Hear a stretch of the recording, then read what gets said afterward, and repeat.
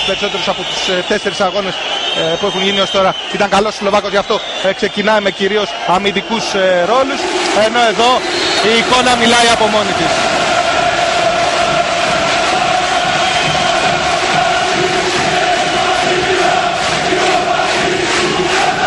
Νομίζω ότι δεν χρειάζονται περισσότερα σχόλια. Η εικόνα που είδαμε μιλάει από μόνη της, ακόμα πέφτουν χαρτάκια. Το παρκέ δεν φαίνεται το παρκέ από τα χαρτιά που έχουν πέσει. Οι φίλοι του Άρη νομίζω ότι ξεπέρασαν τους εαυτούς τους. Σήμερα αυτό που συμβαίνει στο παρκέ του Αλεξανδρίου δεν το έχω ξαναδεί.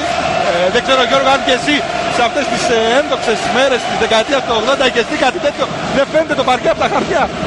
Στις δικές μας μέρες οι ένδοξες ιστορίες γίνονταν και έξω από το γήπεδο. Αυτό το φαινόμενο είναι πρωτόγνωρο.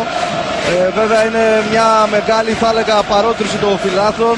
Θέλουν πάρα πολύ να ξανάρθει η ομάδα στην Ευρωλίγκα και προσπαθούν με κάθε τρόπο να την σμπρώξουν.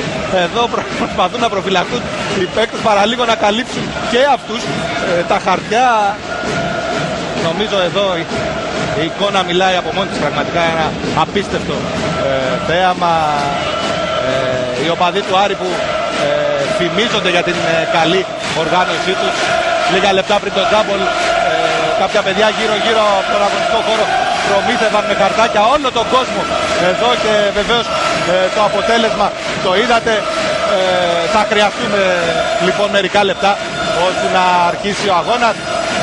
Το ερώτημα βεβαίως είναι που θα πάνε όλα αυτά τα χαρτάκια, διότι καλά θα τα βγάλουν από τον αγωνιστικό χώρο, αλλά και γύρω-γύρω θα γεμίσει ο τόπος. Τέλος πάντων, θα έπρεπε να υπήρχε ένας κάδος ανακύκλωσης, θα ήταν πολύ καλή ευκαιρία τώρα.